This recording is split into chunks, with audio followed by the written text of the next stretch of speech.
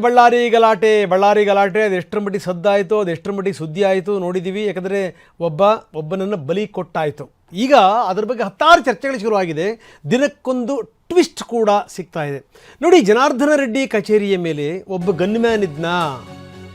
ಇದಕ್ಕೆ ಸಂಬಂಧಪಟ್ಟಂಗೆ ಕಾಂಗ್ರೆಸ್ ನಾಯಕರು ಒಂದು ಫೋಟೋವನ್ನು, ಅಸ್ಪಷ್ಟ ಫೋಟೋವನ್ನು ಬಿಡುಗಡೆ ಮಾಡಿದ್ದಾರೆ. ಜನಾರ್ದನ ರೆಡ್ಡಿ ಕಚೇರಿಯ ಮೇಲೆ ಗನ್ಮ್ಯಾನ್ ಇದ್ದ, ಈತ ಸರ್ಕಾರಿ ಗನ್ಮ್ಯಾನ್. ಆತ ಅಲ್ಲಿ ಯಾಕಿದ್ದ ಅಂದರೆ ಜನಾರ್ದನ ರೆಡ್ಡಿ ಕಡೆಯವರಿಂದಲೂ ಕೂಡ ಫೈರಿಂಗ್ ಆಗಿದೆ ಅನ್ನುವಂಥ ಆರೋಪ.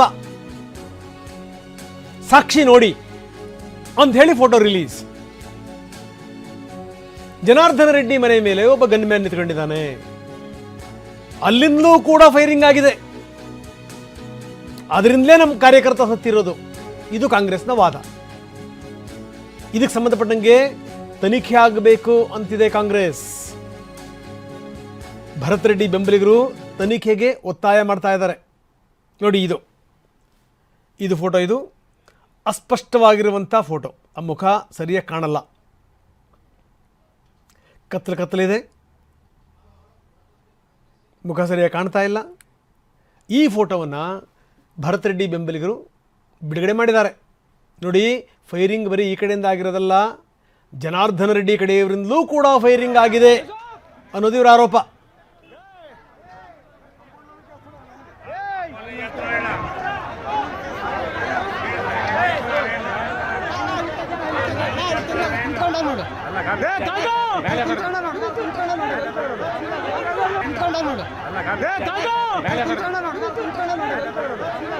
ನೋಡಿ, ಇದು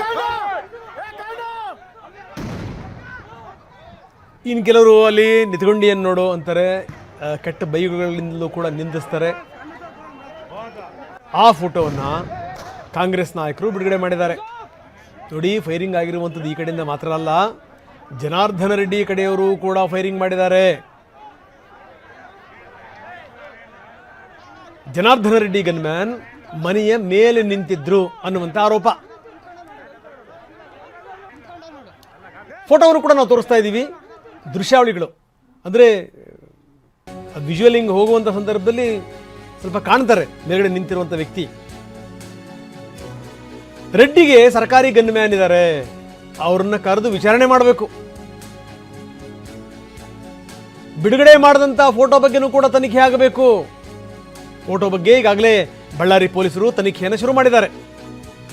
ಸತ್ಯಾಸತ್ಯತೆ ಏನು ಅನ್ನೋದ್ರ ಬಗ್ಗೆ ಬಳ್ಳಾರಿ ಪೊಲೀಸರು ತನಿಖೆ ಶುರು ಮಾಡಿದ್ದಾರೆ. ಸರ್ಕಾರವೇ ಗನ್ಮ್ಯಾನ್ ಕೊಟ್ಟಿದೆ ರೆಡ್ಡಿ ರಕ್ಷಣೆಗೆ.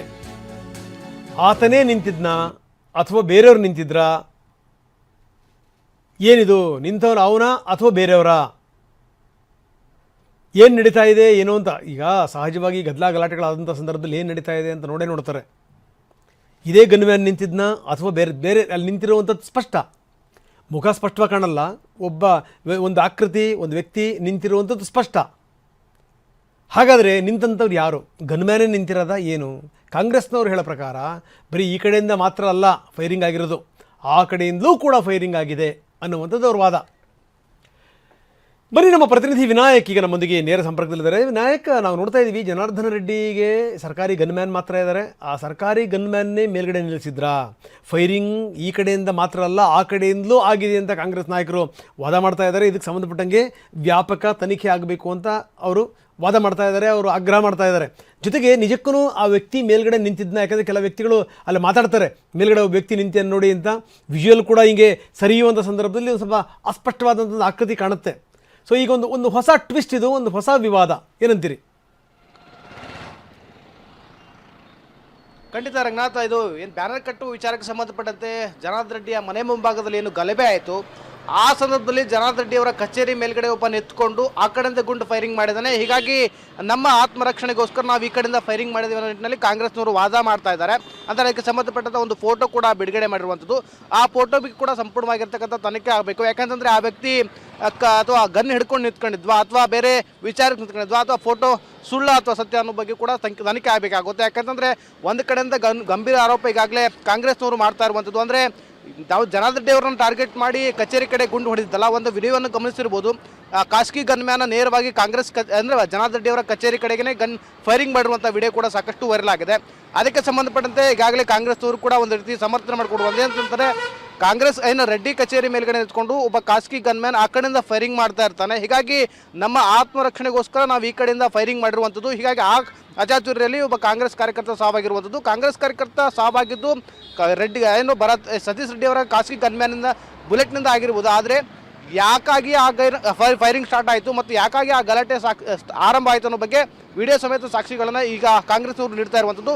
ಒಂದೊಂದಾಗಿ ಸ್ಫೋಟವಾಗಿರ್ತಕ್ಕಂಥ ವಿಡಿಯೋ ಕೂಡ ಹೊರ ಬರ್ತಾ ಇದ್ದಾವೆ. ಅಂದರೆ ಪ್ರಮುಖವಾಗಿ ಬ್ಯಾನರ್ ಕಟ್ಟುವ ವಿಚಾರಕ್ಕೆ ಸಂಬಂಧಪಟ್ಟಂತೆ ಆರಂಭದಲ್ಲಿ ಜನಾರ್ದನ್ ರೆಡ್ಡಿ ಅವರ ಕಡೆಯವರೇ ಹಿಂಬಾಲಕರೇ ಆ ಬ್ಯಾನರ್ ಕಿತ್ತಾಕ್ತಾರೆ. ನಾವು ತಾಳ್ಮೆಯಿಂದ ಅವರನ್ನ ಸರಿದೂಗಿಸುವಂಥ ಪ್ರಯತ್ನ ಕೂಡ ನಡೆಸ್ತಾ ಇರ್ತೀವಿ. ಆದರೆ ಏಕಾಏಕಿ ಸೋಮಶೇಖರ್ ಅವರು ಸ್ಥಳಕ್ಕೆ ಬರ್ತಾರೆ. ಸ್ಥಳಕ್ಕೆ ಬಂದಂತಾಗಿ ಸಾಕಷ್ಟು ಜನರು ನಮ್ಮ ಮೇಲೆ ಹಲ್ಲೆಗೆ ಯತ್ನ ಮಾಡ್ತಾರೆ. ಆ ಸಂದರ್ಭದಲ್ಲಿ ಖಾಸಗಿ ಗನ್ಮೆನ್ಗಳು ಫೈರಿಂಗ್ ಮಾಡ್ತಾರೆ. ಫೈರಿಂಗ್ ಮಾಡೋ ಸಂದರ್ಭದಲ್ಲಿ ಆ ಕಡೆಯಿಂದ ಕೂಡ ಫೈರಿಂಗ್ ಆಗಿದೆ ಅನ್ನೋ ಬಗ್ಗೆ ಕೂಡ ಸಾಕಷ್ಟು ಅವರು ಆರೋಪವನ್ನು ಮಾಡ್ತಾ ಇದ್ದಾರೆ. ಹೀಗಾಗಿ ಈ ಬಗ್ಗೆ ಕೂಡ ಸಂಪೂರ್ಣವಾಗಿರ್ತಕ್ಕಂಥ ತನಿಖೆ ಆಗಬೇಕು. ಯಾಕಂದರೆ ಈವರೆಗೂ ಕೂಡ 9 ಬುಲೆಟ್ಗಳು ಪತ್ತೆ ಆಗಿದ್ದಾವೆ. ಜನಾರ್ದನ್ ರೆಡ್ಡಿ ಅವರ ಜೊತೆಗೆ ಇರತಕ್ಕಂತಹ 4 ಏನು ಗೌರ್ಮೆಂಟ್ ಗನ್ಗಳಿದ್ದಾರೆ ಅವುಗಳನ್ನು ಪರಿಶೀಲನೆ ಮಾಡಬೇಕು, ಅವರನ್ನು ವಶಕ್ಕೆ ಪಡ್ಕೊಳ್ಬೇಕು. ಪರಿಶೀಲನೆ ಮಾಡುವ ಮೂಲಕವಾಗಿ ಅವರಿಂದ ಫೈರಿಂಗ್ ಆಯ್ತಾ ಅಥವಾ ಇನ್ಯಾವುದೋ ಬೇರೆ ಖಾಸಗಿ ಗನ್ಮೆನ್ಗಳಿಂದ ರೆಡ್ಡಿ ಕಚೇರಿಯಿಂದ ಏನಾದ್ರು ಫೈರಿಂಗ್ ಆಯ್ತಾ ಅನ್ನೋ ಬಗ್ಗೆ ಕೂಡ ಸಂಪೂರ್ಣವಾಗಿರ್ತಕ್ಕಂಥ ತನಿಖೆ ಆಗಬೇಕು ಅನ್ನೋ ಕೂಡ ಸಾಕಷ್ಟು ಆರೋಪಗಳನ್ನ ಕಾಂಗ್ರೆಸ್ನವರು ಮಾಡ್ತಾ ಇರುವಂಥದ್ದು. ಅಂದ್ರೆ ಈ ಬಗ್ಗೆ ಈ ಪ್ರಕರಣಕ್ಕೆ ಸಂಬಂಧಪಟ್ಟ ಸುಮಾರು 7 FIRಗಳಾಗಿದ್ದು ಅದಕ್ಕೂ ಕೂಡ ಸಂಪೂರ್ಣವಾಗಿ ಒಂದೊಂದು ರೀತಿಯ ತನಿಖೆಯನ್ನ ಆರಂಭಿಸಿದ್ದಾರೆ. ರಂಗನಾಥ್, ಓಕೆ, ಧನ್ಯವಾದ ತಮ್ಮೆಲ್ಲ ಮಾಹಿತಿಗೆ. ನೋಡಿ, ಈ ಕಡೆಯಿಂದ ಮಾತ್ರ ಅಲ್ಲ ಆ ಕಡೆಯಿಂದಲೂ ಗುಂಡು ಹಾರಿಸಿದ್ದಾರೆ ಅನ್ನುವಂಥ ವಾದದ ನಡುವೆ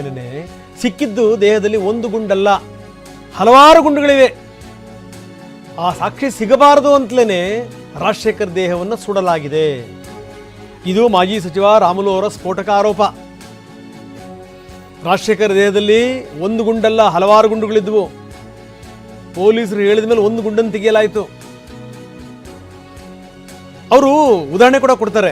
ನೋಡಿ, ರಾಜಶೇಖರ್ ತಂದೆ ಹೋದಂಥ ಸಂದರ್ಭದಲ್ಲಿ ಅವ್ರನ್ನ ಹೂತಿದ್ರು, ಆದರೆ ಈತನನ್ನು ಯಾಕೆ ಸುಟ್ಟರು? ಸಾಕ್ಷಿ ನಾಶ ಮಾಡೋಕ್ಕೋಸ್ಕರ ಸುಟ್ಟಿದ್ದಾರೆ ಅನ್ನುವಂಥದ್ದು ರಾಮುಲು ಅವರ ವಾದ. ಬನ್ನಿ, ನಮ್ಮ ಪ್ರತಿನಿಧಿ ಜೊತೆಗೆ ರಾಮುಲು ಮಾತಾಡಿದ್ದಾರೆ, ಏನು ಹೇಳ್ತಾರೆ ನೋಡೋಣ.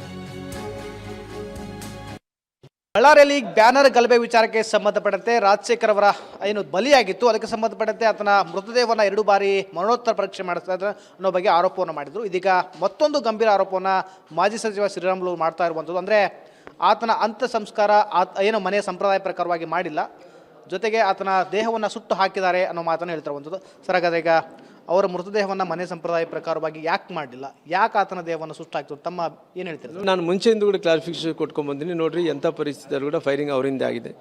FSL ವರದಿ ಎಲ್ಲ ನೋಡಿದಂಥ ಟೈಮಲ್ಲಿ ಪೋಸ್ಟ್ ಮಾರ್ಟಮ್ದಲ್ಲಿ ಇಲ್ಲ ಅವರಿಂದ ಫೈರಿಂಗ್ ಆಗಿದೆ ಅಂತ ಕ್ಲಿಯರೆನ್ಸ್ ಕೊಟ್ಟಿದ್ದಾರೆ. ಆಮೇಲೆ ಇನ್ನೊಂದು ಆರೋಪಣ ಮಾಡಿದ್ದೆ, ಏನು ಮಾಡಿದ್ದೆ ನಾನು, 2 ಬಾರಿ ಪೋಸ್ಟ್ ಮಾರ್ಟಮ್ ಆಗಿದೆ ಅಂದಂಥ ಟೈಮಲ್ಲಿ ಇಲ್ಲ ಒಂದೇ ಬಾರಿ ಪೋಸ್ಟ್ ಮಾರ್ಟಮ್ ಆಗಿದೆ ಅಂತ ಹೇಳಿದ್ರು. ನೋಡಿ, ಒಂದೇ ಬಾರಿ ಮಾಡಿದಂಥ ಟೈಮಲ್ಲಿ ಆ ಪೋಸ್ಟ್ ಮಾರ್ಟಮ್ದಲ್ಲಿ ಆ ಬುಲೆಟ್ ಸಿಕ್ಕಿಲ್ಲ. 2ನೇ ಬಾರಿ ಮಾಡಿದಂಥ ಟೈಮಲ್ಲಿ ಆ ಪೋಸ್ಟ್ ಮಾರ್ಟಮ್ದಲ್ಲಿ ಬುಲೆಟ್ ಸಿಕ್ಕಿದೆ ಅಂದೇಳಿ ಆ ಬುಲೆಟ್ ಸಿಕ್ಕಿದ ಅಂದ ತಕ್ಷಣ ಅವ್ರದ್ದೆಲ್ಲ ಕೂಡ FSL ಕಳಿಸಿ ಇಂಥವ್ರು ಬಂದೂಕಿನಿಂದ ಗುಂಡಾರಿದೆ, ರಾಜಶೇಖರ್ ದೇಹದಲ್ಲಿ ಹೋಗಿದೆ ಅಂತೇಳಿ ಎಲ್ಲ ಕೂಡ ಕ್ಲಿಯರೆನ್ಸನ್ನು ಕೊಟ್ಟರು. ದಯವಿಟ್ಟು ನಮ್ಮ ತಂದೆಯವರಾದಂಥ ಸುರೇಂದ್ರ ರೆಡ್ಡಿ ಅವರು ತೀರ್ಕೊಂಡೋಗಿದ್ರು.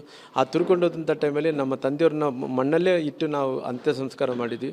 ದಯವಿಟ್ಟು ನಮ್ಮ ಮಗನ ಕೂಡ ಅಂತ್ಯ ಸಂಸ್ಕಾರ ಮಾಡೋಕ್ಕೆ ಅವಕಾಶವನ್ನು ಮಾಡಿಕೊಟ್ರಿ ಅಂತ ಈ ಪೊಲೀಸು ಅಡಿಷನಲ್ ಎಸ್ ಪಿ ಆದಂಥ ರವಿಕುಮಾರ್ ಅವರು, ಶಾಸಕರು ಎಲ್ಲರೂ ಕೂಡ ಅವ್ರ ಕುಟುಂಬಸ್ಥರನ್ನು ಬೆದರಿಸಿ ಅವರು ಎಲ್ಲರೂ ಕೂಡ ಏನು ಹಂಗ ಹಿಂಗ ಅಂತೇಳಿ ಅವಾಜ ಶಬ್ದಗಳಿಂದ ಬೈದು ಏನೇನೋ ಮಾಡಿ ಅವ್ರ ತಂದೆಯವರು ಅವ್ರ ತಾಯಿಯವರು ಕೇಳ್ಕೊಂಡ್ರೆ ಕೂಡ ಅವ್ರ ತಾಯಿ ಕೇಳ್ಕೊಂಡ್ರೆ ಕೂಡ ಅವ್ರನ್ನ ಭೂಮಿಯಲ್ಲಿ ಅಂತ್ಯ ಸಂಸ್ಕಾರ ಮಾಡೋಕ್ಕೆ ಕೊಡಲಿಲ್ಲ. ಅವ್ರನ್ನ ತೊಗೊಂಡೋಗಿ ಅಂದರೆ ಎಲೆಕ್ಟ್ರಿಕಲ್ ಏನು ಫೈರ್ ಮಾಡಿ ದಾನ ಸಂಸ್ಕಾರ ಮಾಡಬೇಕಾಯಿತು, ಆ ಸುಟ್ಟು ಅಂತ್ಯ ಸಂಸ್ಕಾರ ಮಾಡೋಂಥ ಕೆಲಸ ಮಾಡಿದ್ದಾರೆ. ಅವ್ರ ಪದ್ಧತಿಯಲ್ಲಿ ಇಲ್ಲ. ಆದರೆ ಯಾಕೆ ಹಿಂಗೆ ಮಾಡಿದ್ದಾರೆ ಅಂತ ಹೇಳಿದ್ರೆ, ಅವ್ರ ದೇಹದಲ್ಲಿ ಒಂದೇ ಬುಲೆಟ್ ಇದ್ದಿಲ್ಲ, ಇನ್ನು 4-5 ಮಂದಿ ಬುಲೆಟ್ಗಳಿದ್ದು. ಆ ಬುಲೆಟು ಮತ್ತೆ ಪುನಃ ಇನ್ವೆಸ್ಟಿಗೇಷನ್ ಆದ್ರಿಗಿನ ಪುನಃ ಯಾರನ್ನಾಗಲೂ ಅಬ್ಜೆಕ್ಷನ್ ಮಾಡಿದರೆ ಈ ಪೋಸ್ಟ್ ಮಾರ್ಟಮ್ ಆಗ್ಬೋದು ಅನ್ನೋಂಥ ಕಾರಣದಿಂದ ಇದನ್ನು ಮುಚ್ಚಾಕಬೇಕು, ಸಾಕ್ಷಿಗಳು ನಾಶ ಮಾಡಬೇಕು ಅನ್ನೋಂಥ ಕಾರಣದಿಂದ ಇವತ್ತು ಅವರು ಪೋಸ್ಟ್ ಇದನ್ನು ಮುಚ್ಚಾಕೋ ಸಲುವಾಗಿ, ಸಾಕ್ಷಿ ನಾಶ ಮಾಡೋ ಸಲುವಾಗಿ ಈ ರೀತಿ ಮಾಡಿದ್ರು. ಹಿತಾಸಕ್ತಿ ಏನಿತ್ತು ಸರ್ ಅಂತ ಈ ಘಟನೆಯಲ್ಲಿ 4-5 ಬುಲೆಟ್ ಅಂತ ಹೇಳ್ತೀರಾ, ಅದು ಯಾರ್ಯಾರು ಫೈರ್ ಮಾಡಿರ್ಬೋದು, ಏನು ಹಿತಾಸಕ್ತಿ ಸರ್? ಅವರು ನನಗೆ ಗೊತ್ತಿರೋಂಥ ಪ್ರಕಾರ ಸತೀಶ್ ರೆಡ್ಡಿ ಅವರು ಫೈರ್ ಮಾಡಿದ್ದಾರೆ ಆ ಹುಡುಗಿಗೆ. ನಂತರ ಆ ಅಂಗರಕ್ಷಕರು ಫೈರ್ ಮಾಡಿದ್ದಾರೆ. ಎಲ್ಲರೂ ಸೇರಿಕೊಂಡು ಒಂದೇ ಬುಲೆಟ್ ಅಂತೇಳಿ ನಾವು ಏನು ವಾದ ವಿವಾದ ಮಾಡ್ತಿದ್ವಿ, ಆ ದೇಹದಲ್ಲಿ ಇನ್ನು ಸಾಕಷ್ಟು ಬುಲೆಟ್ ಇದ್ದರೆ ಕೂಡ ಒಂದು ಬುಲೆಟನ್ನು ತೆಗೆದು ನಾವು ಎಲ್ಲ ಬುಲೆಟ್ಗಳನ್ನು ಮುಚ್ಚಾಕುವಂಥ ಕೆಲಸ, ಸಾಕ್ಷಿ ನಾಶ ಮಾಡಬೇಕು ಅನ್ನೋದು ಕಾರಣದಿಂದ ಆ ದೇಹವನ್ನು ಸುಟ್ಟಾಕುವಂಥ ಕೆಲಸ ಮಾಡಿದ್ದಾರೆ. ಯಾರು ಒತ್ತಾಯ ಮಾಡಿ ಸರ್ ರವಿಕುಮಾರ್ ಅವ್ರ ಮೇಲೆ ಒತ್ತಾಯ ಮಾಡಿ? ಸರ್ಕಾರ ಒತ್ತಾಯ ಮಾಡಿರ್ತದೆ. ಇದಿಷ್ಟು ರಾಮುಲು ಅವರ ಮಾತಾಗಿರೋದು. ಕ್ಯಾಮ್ರಾ ಪರ್ಸನ್ ಜೊತೆ ವಿನಾಯಕ್, ಅಪ್ಡೇಟ್ 9 ಬಳ್ಳಾರಿ.